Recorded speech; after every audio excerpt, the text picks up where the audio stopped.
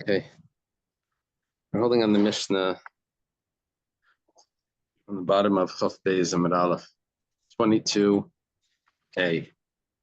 on the bottom of 22a. We thank Hashem they're able to learn Torah every day, sometimes twice. And the Chas of learning, we should have Beis Hamikdash immediately. The learning the Nishma, Savigol de Basparach Ben Yamin, and Sanas Ben Betzian, and also Refuah Shleima Avram David Ben Sarah, and Gedali Getzel Eliezer Ben Tzipara. Okay.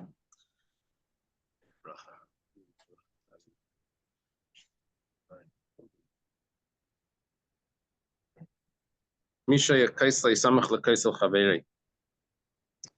Mishnah is a little bit hard to understand until the Gemara is going to come and adjust it. But meanwhile, what the Mishnah says is that if someone has a wall that's next to his friend's wall, he can't make another wall unless he distance it 4 amas from his friend's wall. Wait for the Gemara to explain that. Achalaina is windows, bein malmaila and bein malmata, bein connected 4 amas. You have to distance a wall that you're making from your neighbor's windows 4 amas. Now, the distance is in 3 possibilities. You have to distance it. It should be higher. The wall either higher than your neighbor's window 4 amas, or lower than your neighbor's window 4 amas. And it should be away from it 4 amas. So that's so you're not blocking. Otherwise, it would just be like a brick wall. Right. That's well, we connect them opposite. It has to be 4 amas. The Gemara is going to give the reason for that in a moment, but the main idea that we're talking about is that you should be able to go on your wall and look into your friend's house. If it's a wall and a window that you can't see. But if you can go on the wall, then you'll be able to stand on your wall. You used to use the walls, for whatever. Go on it, you'll be looking into your friend's house, and that's not. Looks like they had these communities where the houses were really close to each other back then also. Yeah, it could be. Have blinds or something. They didn't have blinds, I don't think. We spoke about it described a blind situation. I mean the wood that was. So we're talking about the slats. That was a shutter. Oh, that was a shutter. That would be how they closed the window. Because they didn't have glass like you're thinking. They would close the window, they put this thing in. Yeah. Okay, the Gemara says, we're going back. Beginning of the Mishnah said that if someone has a wall that's next to his friend's wall, he can't build another wall that's within 4 amas. How do you get the first wall there? Rav Yehuda says, what it means is like this. Someone that's coming to build a wall next to his friend's wall. He has to distance 4 amas. Not that there's already a wall there. No, you're building a wall. Problem with this is, Rabba says, it says he already has a wall that's next to his friend's wall. It doesn't mean that he's going to build a new wall right now. Rather, Rabba says, what it means is as follows. Here's the story. Now maybe the Mishnah makes it could be read, but logically. It says, if someone had a wall next to his friend's wall, and that wall fell down, so then you can't build your new wall unless you distance it from the wall 4 amas. Now I assume that you're going to put it in the same place that you had your old wall. What does it mean? How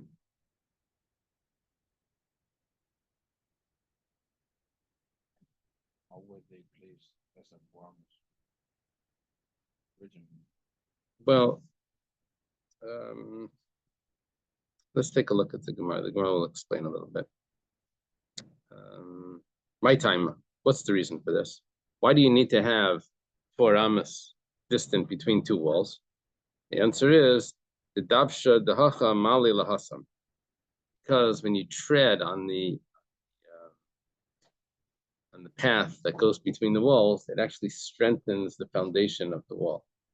So we don't want the walls to be too close, because then people won't be able to walk in that area. So we want people to be able to walk in that area. So we make it like a pathway, and then you're going to be able to benefit both walls by walking on it. So that what we're trying to create here is something that will strengthen the foundation of the walls. Does this help to explain why the first wall, why we would think that the second wall could go closer or something?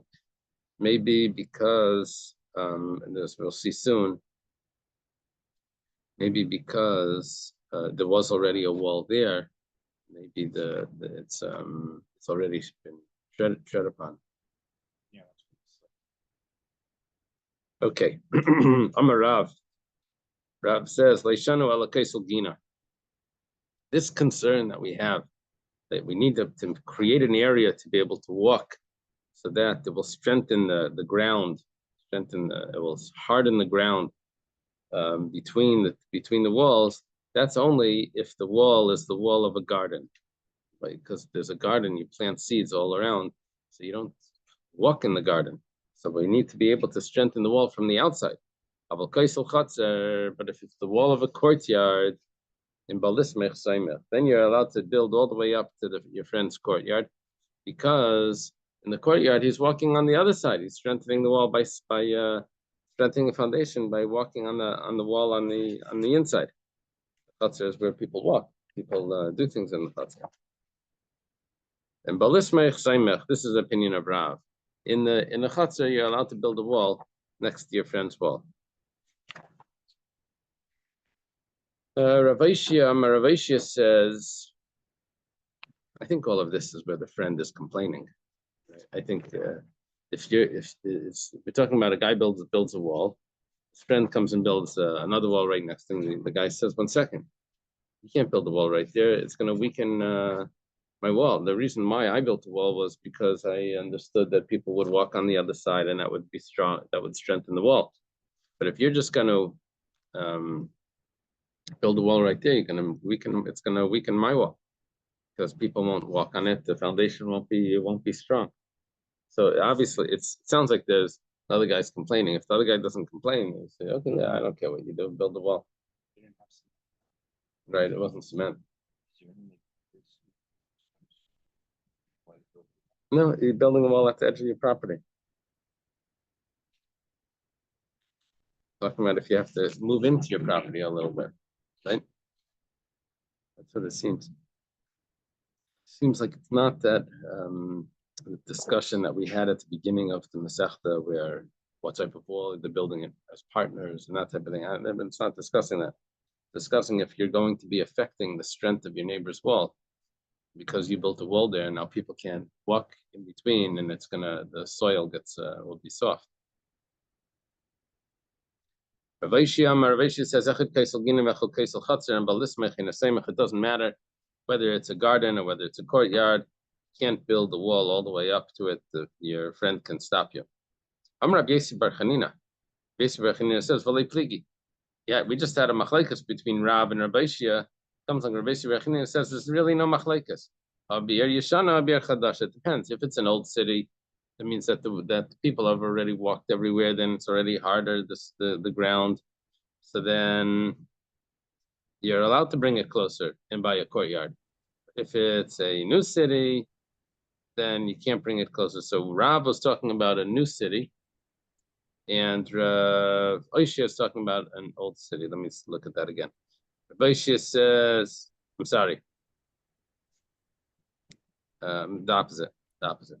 Rav is talking about an old city, and therefore you're allowed to bring the wall all the way up, but if it's a courtyard, because it's already been strengthened, the ground, because everyone's walked everywhere. And Rabbi Aishia is talking about that you can't bring it close. You can't build one wall right next to the next, right next to another wall. Whether it's a garden, whether it's a courtyard, that's talking about a new city. Okay. Tanan, we're going to bring a question from the Mishnah itself. Does achalaina is when it comes to windows, bein milmaila and bein milmata bein mitneg the arbamis. You have to distance 4 amas from the wall. You have to distance the wall from your neighbor's windows. B'tani Allah, the Brisa explains that. Milmailan, why do you have to distance it 4 amas above? Now, distance above means that you have to make it higher, build it higher than the window 4 amas. Why do you have to make it higher 4 amas? You shouldn't be able to peer in. Go on the wall and you'll be able to look in. Make it 4 amas higher. You can't look down, because even if you're on top of the wall, you can't look in. Milmatan, what about below? What's the reason why it has to be 4 amas below the wall? You shouldn't be able to stand on the wall and look in. Person's height is only 4 amas, so he's not going to be able to look in properly. Mikanegdan, what's the reason why you have to distance it from opposite the wall, like move it out from the windows? Why do you have to do that? That's shlayapil, so you shouldn't darken it. You shouldn't cut off the sunlight from the window. Now the Gemara says like this: Taima, what's the reason why you needed to distance it from the wall, from the windows rather? That's shalayapil. That's because you don't want to darken it. You don't want to cut off the sunlight. But no one said anything about walking in between the walls. You're creating this whole new concept over here, that when you build a wall next to another wall, you have to leave a little space so that people should be able to walk between them, because that's beneficial to the wall. We didn't say that. We said that you have to distance from the window so that you don't cut off the sunlight. What about walking between the walls? That itself should have been a reason. Forget about the window. Forget about darkening it. The Gemara says, you know why over there we didn't mention that you need to walk between the walls? That wall wasn't parallel, that wall was perpendicular. So when the wall's perpendicular, we're not concerned about walking, because you'll be able to walk all the way up. People will use that area. You can walk all the way up to the corner. And yeah, there'll be one spot where you can't walk because there's a wall that's right there. But nevertheless, you can walk all the way up. What we were talking about is parallel walls, where it'll be difficult to walk in between. So that would, along the whole wall, so that would be a problem. Easier to see the other person if it's parallel, perpendicular. Yep. Your head out.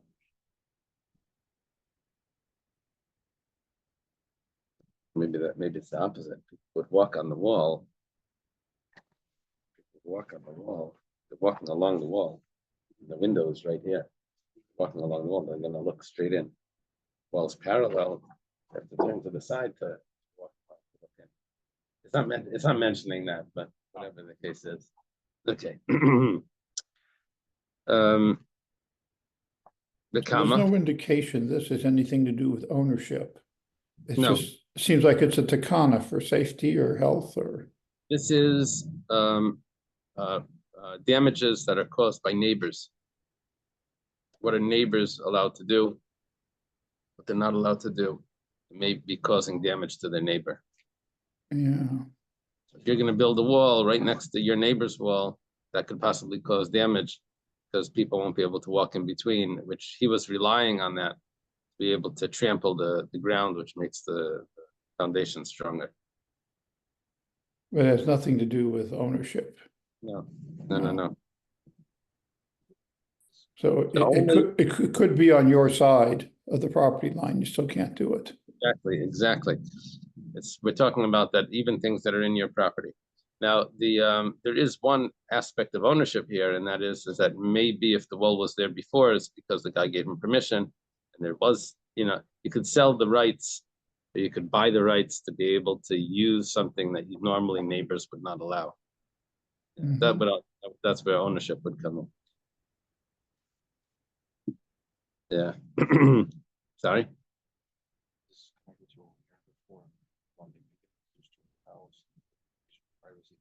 Exactly. Yeah. Okay, Vakama. We had a discussion before about Hezekiah. Hillel's bringing up. We discussed before Hezekiah invasion of privacy. If doing things that someone could cause someone that could cause you to be able to see into your neighbor's property, which was a machlaikas if there's Hezekiah. But here we're not dealing with that machlaikas, because that was if you're looking into a courtyard. Was the Hezekiah in a courtyard? Everyone holds this Hezekiah in a house. Looking into someone's window into their bedroom window is for sure has a kriya. There's no question about that. The question is when it's outside anyway, it's in the courtyard, and over there is there has a kriya for what people do in the courtyard. What do they do in the courtyard? They do the laundry. They do, they hang up the clothes. It's a different sort of thing. Maybe they sit around, cook. Maybe they cook. Okay. How much do you have to distance? In this brisa we said that you have to distance the window, the wall from the window, the amount so that it shouldn't darken, shouldn't cut off the sunlight. How much do you have to distance? Amar, what is this? Amar Rav Yeva, Chamua da Ashin bar Nadvach, Mishmei de Rav.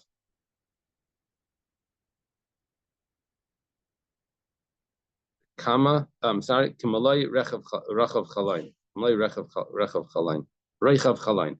The amount of that would be the width of the window. So I guess the window is here, it's this long.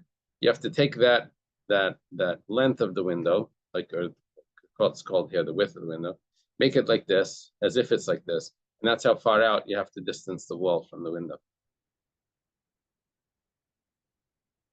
What it sounds like.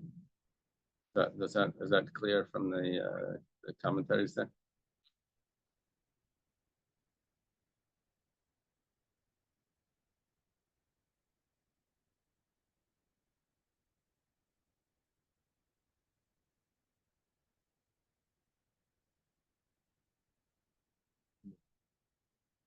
They give the same explanation.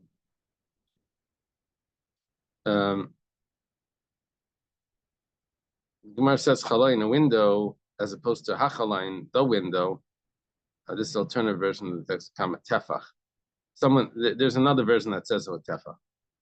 Now, how would that work? That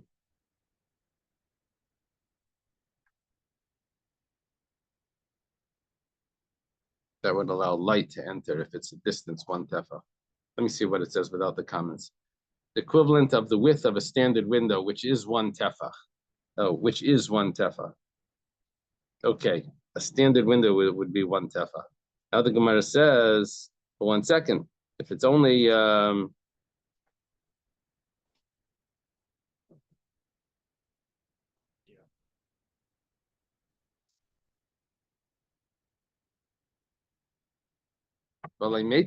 will surely be able to look into the window. Since the end of the wall is only one tefach away from the window, one who leans over the end of the wall will be able to look into the window, even if the wall is considerably higher than the window. Why is that? Ritva rejects this understanding of the Gemara on account of the following difficulty. If one can see into a window, even though the wall is higher than the window, the wall is only one tefach away from the window, certainly you'll be able to see in the window when it's further away. Okay, I'm not sure exactly how Rashi is learning this. Problem is now, but he's going to be able to look into the window. Now,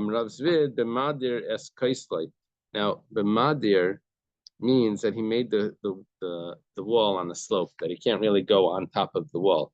So we don't have a concern of him looking in. We only had a concern of him blocking the sunlight, and that we say that it's okay if you distance.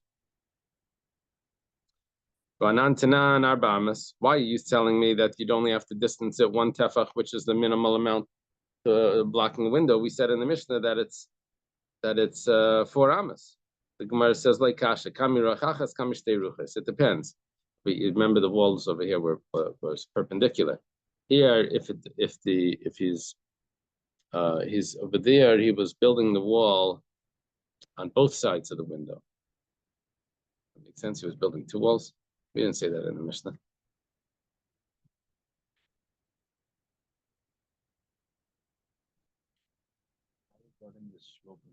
Yeah, so that's the answer, that you're not going on top of the wall. So you're not looking in. Then we said that you have to distance from the window 4 amas. That's what we said in the Mishnah. Over here, you're saying you only have to distance from the window 1 tefach.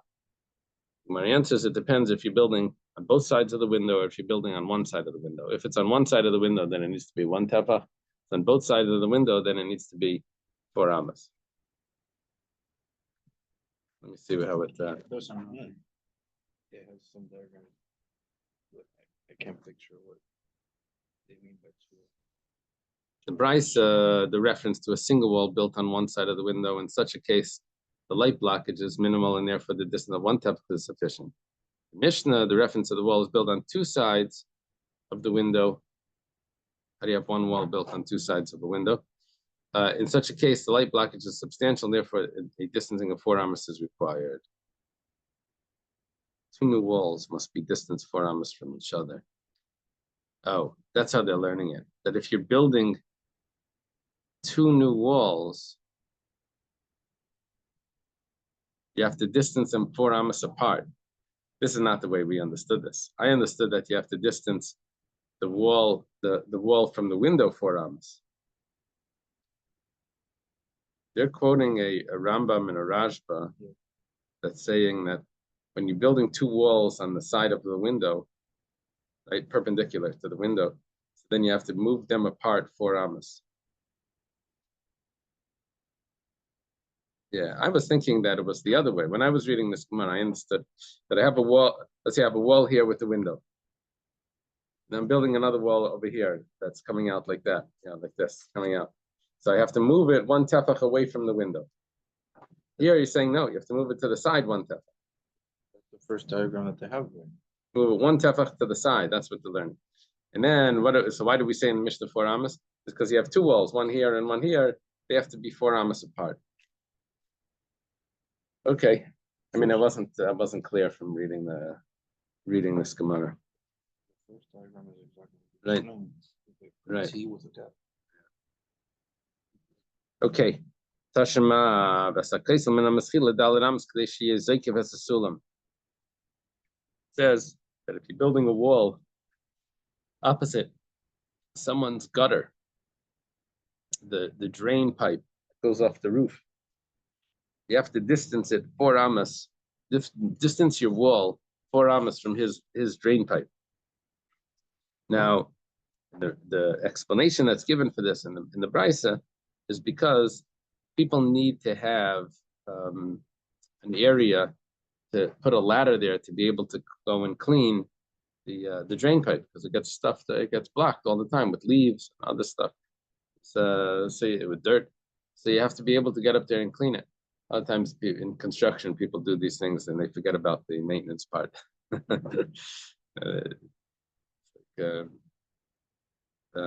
they're doing the design for the layout for the yeshiva, they forgot to put in an area to keep the mop, to be able to, which later on becomes a huge hassle if you have to go downstairs to get it. There's little things. So anyway, we fixed it, of course, but yeah, these things you forget. So anyway, over here, he has to be able to put a ladder there to be able to clean the drain pipe. If they give us a sulam, time misham sulam, that's because of the ladder. Aval misham dav shalai. Who made up this thing with walking? You have to be able to walk between the walls. That's going to strengthen the wall. We said that the reason over here is because there's you have to need space to put the ladder there to be able to climb up, to be able to clean out the drain. Here we don't have any concern about walking because the drain is coming down on a slope, which means that you're going to be able to walk under the drain pipe. It's an overhang. Be able to walk under it anyway. Like an awning. To say if you're worried about walking, you can walk under it anyway. That's not our concern. Our concern was, will you be able to have an area to put up to lean a ladder against the drain to be able to clean it. Walking, that we already resolved because you can walk under it. Okay, now we have a new Mishnah. It says, the distance your ladder from your neighbor's dovecote, his bird cage, his birdhouse, 4 amos, So that the Nemiya, which is a mongoose, what do they say in that? They call them marten.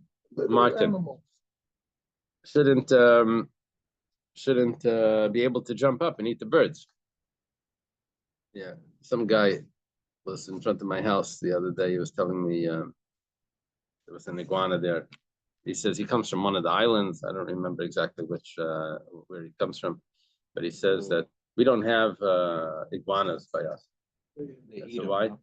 No, he said they have a mongoose that eats the iguanas and all the snakes. There's no snakes and no iguanas. The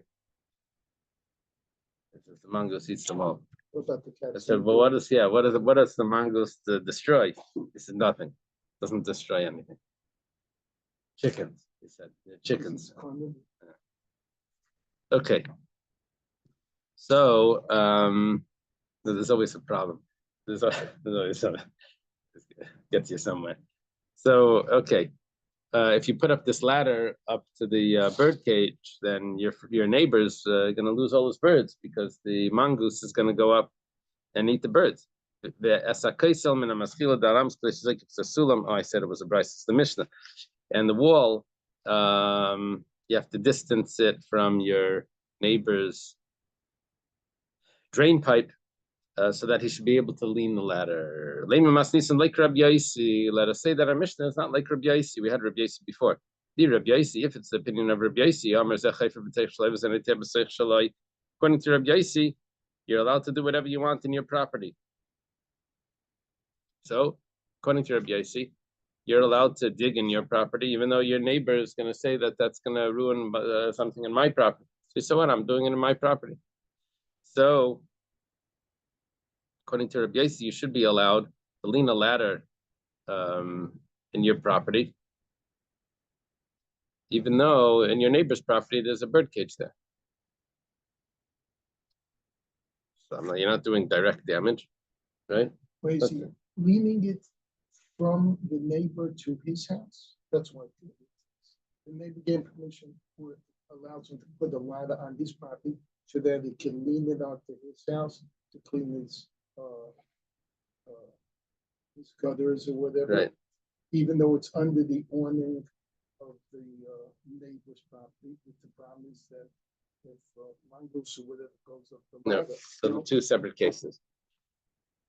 This is the dove. There's two cases. One was a wall. You can't put a wall too close to the gutter because you'll never be able to get up there to clean it. You have to be able to leave an area to be able to lean a ladder. Now we have another thing. You're not allowed to lean a ladder on a wall. You're not allowed to lean a ladder that's going to go up to your neighbor's bird cage. So whose house are you leaning the ladder on? He owns a bird cage. It doesn't say that you're leaning it on a house. He owns a bird cage, and you have a ladder. And where do you store your ladder? You leave it right going up to his bird cage. So you should be able to go up or whatever. You should be able to go up, but it's his birds. You're causing damage by leaving the ladder there. Because you're creating access to the bird. So the Gemara says it can't be Rabbi Yaisi because according to Rabbi Yaisi, if it's your property, you should be allowed to leave it there. It says no. Rabbi Yaisi says Ha'amar Ravashi ki avinu be'Rav Kana havi Amar Moidi Rabbi Yaisi b'giri delay. Ravashi says that when he was in the house of Rav Kana, Kana was a teacher of Ravashi. There's 6 Rav Kanas according to one of the historians. But anyway, this would be a later Rav Kana, not the student of Rav. But where he says when it was by Rav Kana said that Rabbi Yossi agrees that even though you're allowed to do whatever you need in your property, you don't have to be worried about what your neighbors are going to say. It's your property. But that's only if it's not direct damage.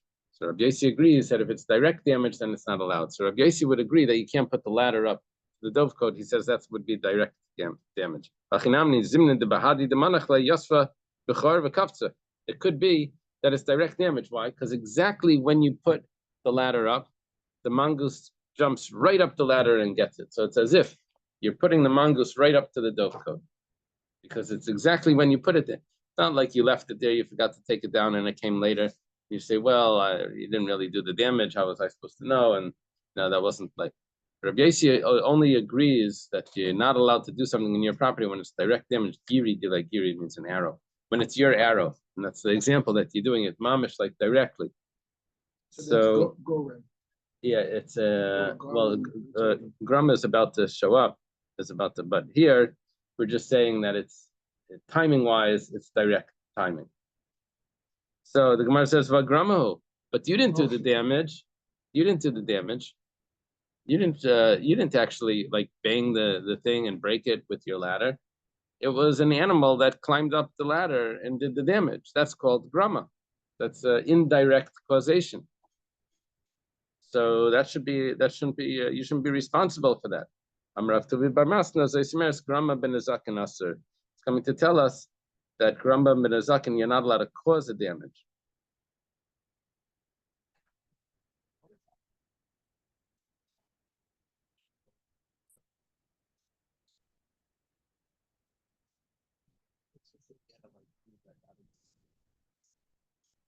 They win.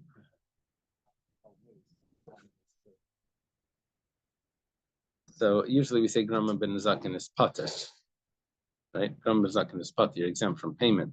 Here we're saying grama ben Azakin is asur. That doesn't mean that you're chayav. It just means you're not allowed to do it. So he still may be exempt from payment, even though he's not allowed to do it. Right. That's what it appears. They leave the pater. Right. So Rav Yosef, Habale Hani Tali. Rav Yosef had these small palm trees. There was these doctors that would come and sit under the palm trees. That's where they would do their bloodletting.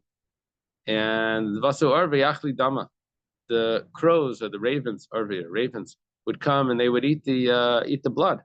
They would go up onto the palm trees, and then they would nibble at the dates. So they would ruin the dates. So Rav Yosef says to these doctors, "Apikuli kurkur mehacha, get the birds out of here." What is a kurkur? Does it say what that is? Yeah, kurkur is crowing. Oh, so it's the same thing. Sounds the same. Crowing. Get the crows away from here. Okay. Amalei Abaya says Vagramahu. 1 second. They're just causing that the crows come because they like the blood. Right? By the Bell Harbor shops, they have like this outdoor walkway. Right? So towards evening, all the ravens come. The ravens always show up in the evening and they sit on the wires and they come over there and they bother all the. That's the difference between Ball Harbor and North Miami Beach. We get the birds that they're all on the wire. Fraction of the size. Yeah. So anyway, they have a company that comes and shoots a gun, like a blank or something, and the noise scares them all away. So they all come to the shul of Bell Harbor. They'll hang out by the wires over there. It's just more. Yeah. So mincha time on Shabbos when you're walking over there, the guy that says it's Raven the Raven. Is this similar to the example of the bee before? The bees used to Yeah, that's similar to that. Yeah, exactly. It's similar to that. Yeah, Hillel's comparing this to the story with the bees with the mustard. That when he planted mustard, this was going to affect his honey. So here he's saying you're coming here and you're sitting there and you're doing that type of work. You're leaving the blood over here. That's going to affect the dates. So he says over there it was because they went to the mustard first, so it changed the dates of the honey.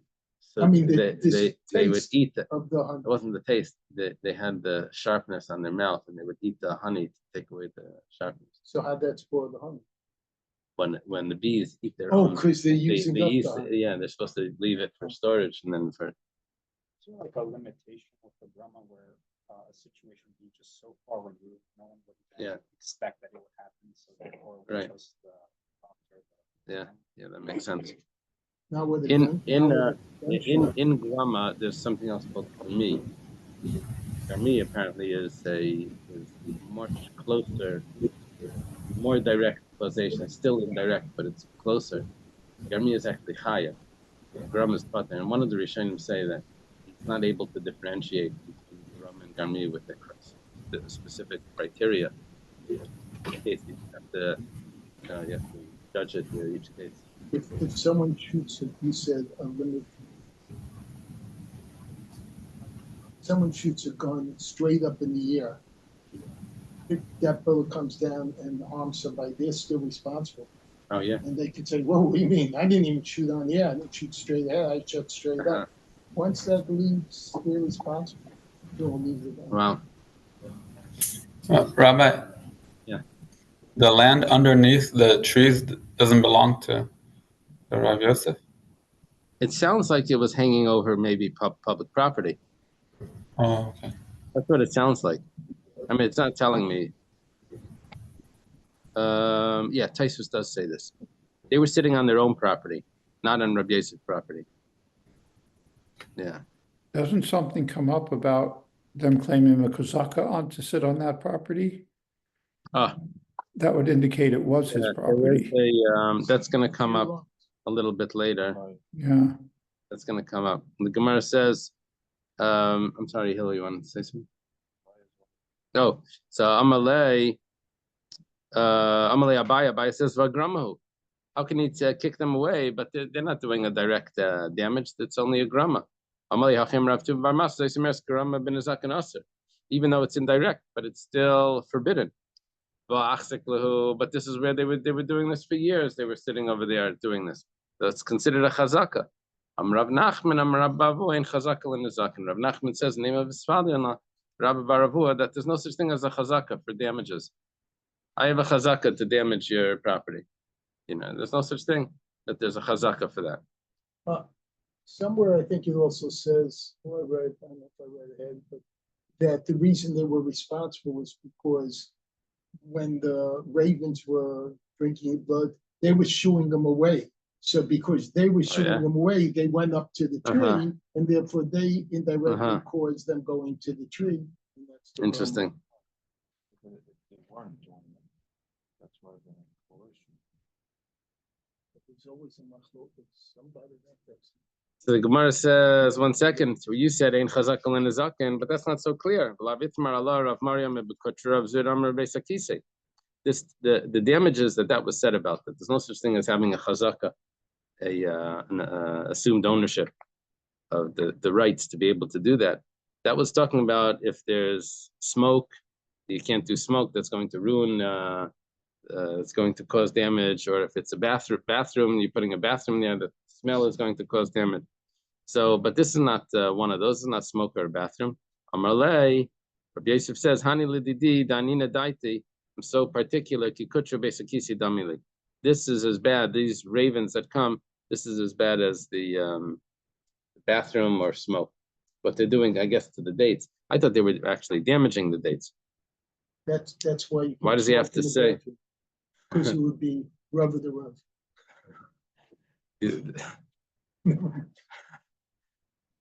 Dr. Stein is saying that's why you can't smoke in the bathroom. Okay.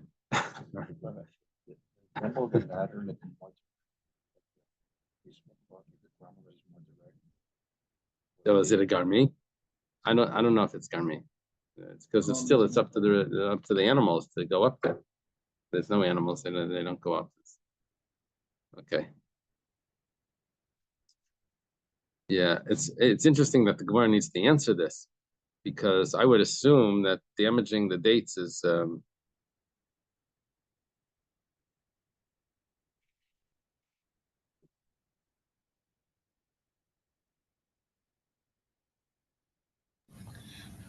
And what difference does it make if he's sensitive or not?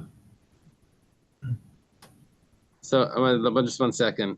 Tosfos is saying that the ravens made the dates dirty, not that they were damaged, but yeah, they were making the dates dirty. So that's why he's saying that he doesn't want. Not that they were eating the dates. Eating the dates would be a real damage, and then he doesn't need to say that I'm finicky. Rabbi Yosef saying I'm very finicky, so this to me is like a bathroom or or smoke, and I can't handle it. So that's but it's not because of damaging it, it's because of making it dirty. I'm sorry, Danielle. Like, what difference does it make that he's finicky? Like, we're gonna change the halacha because the victim is particularly sensitive to something?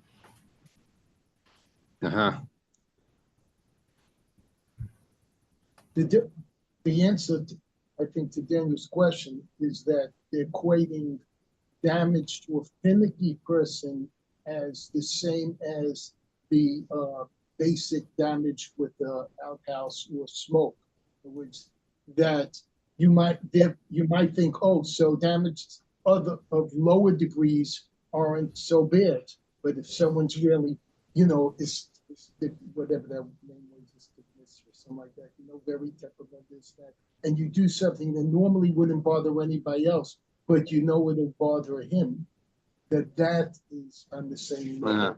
That's how I think, what Dr. Stein is saying is that well, and let me just add in one point, that what's a chazaka? Chazaka means that they did it and no one ever said anything.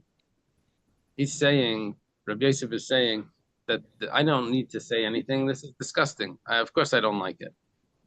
And so they're saying, yeah, but it's not as bad as those other things. He says, for me, it's just as bad. So the doctors are claiming, what have we been doing this forever? And you never said anything. He's saying the fact that I didn't say anything doesn't mean that I approved of it. I can't stand it. He's also, this is Rabbi Yosef, who is blind, right? Yeah. So he's more sensitive from his other senses. Very good. Wow. Talks about like if told the right to be able to do it. And it seems that like the same as the whole payment situation.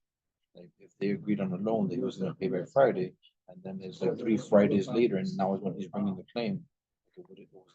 Right. They're not claiming that they bought it. They're claiming that they used it and no one said anything. Are you saying that they claim that they bought it? They bought the rights? Who says that?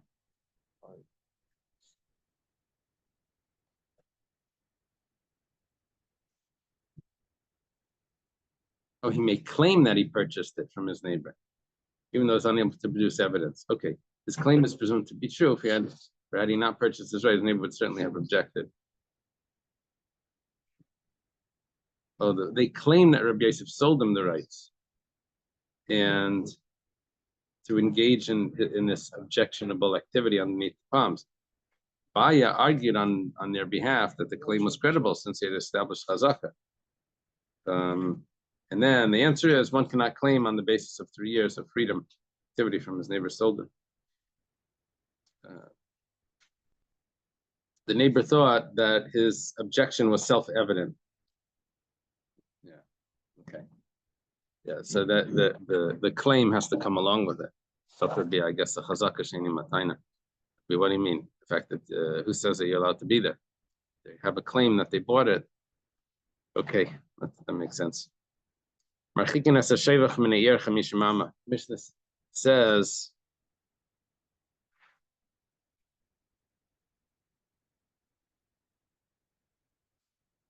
that you distance a birdhouse, a dovecote, from the city 50 amas. Now the explanation for this is that the birds can go into the city and eat the seeds of grain from seeds that were planted from the gardens, because the birds eat that. So your birds are going to destroy everyone's garden. So you have to put it 50 amas out of the city. To the extent that even if you have a property and you're putting it in your own property, but you have to be able to have 50 amas to every side, that it shouldn't go and disturb your neighbors, your birds. Rabbi Yehuda says that you need a larger area, which is 4 kur, which is as long as a dove, is a dove, right? Can fly in one go without stopping. And if it's something that was purchased, in other words, you bought the property together with this, even if it's a very small area, it already has a chazaka, and then it's acceptable. Now we're going to say afterwards, but you said you can't have a chazaka for damages. We'll see. What do you mean only 50 amas? That's the whole distance that you have to distance your birds from the city, from all the gardens that are there. Ramini, a person nishbin liyainam elam ken rachik min yishuv shleishim ris. You have to distance your traps that catch birds 8,000 amas. Shleishim ris is 8,000 amas outside the city, not just 50 amas. You have to go very far out not to trap the birds, because you're trapping poaching. You're catching people's birds. That's their own. That's privately owned. Amar Abayah. So Abayah explains like this: Meishad shaiti tuba. The fact is that they can fly very far, so you have to distance 8,000 amas. However, kursayu b'chamshin amamalya, but they only fill up their stomachs within 50 amas. They don't want to fly with a full stomach. Yeah, so they only eat within that 50 amas, but they can still fly with other areas. What do you mean? Just flying is only 8,000 amas. It says if it's a settled area, you can't even set up a trap for birds, even if it's 100 mil. Rav Yosef says that's talking about that there are vineyards that they're able to rest along the way, and that's why they're going to go 100 mil. Rabbi says it's talking about that there's dovecotes along the way where they can rest in each of those dovecotes, and that's why they're going to get 100 mil. Otherwise, without for that, they're only going to go 8,000 amas. Okay. If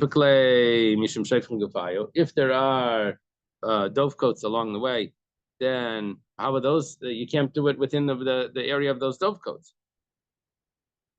Right? One of the answers over here was how could it fly so far? Because there were dovecotes along the way. So how are you able to put those dovecotes there? How are you able to put your thing there because of the dovecote?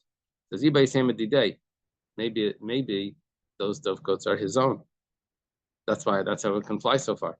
eBay saying the Kanani, maybe those dovecotes belong to a non-Jew, which we're not concerned about putting up another traps within that area. The hefker, or maybe those dovecotes were hefker. Someone owned them and now they're hefker, and there's no problem to put up another dovecote within the area of them. Okay, we leave it over here. Dr. Stein is going to teach on Sunday. I gotta say something funny. You gave a history class in the end. Okay, thank you.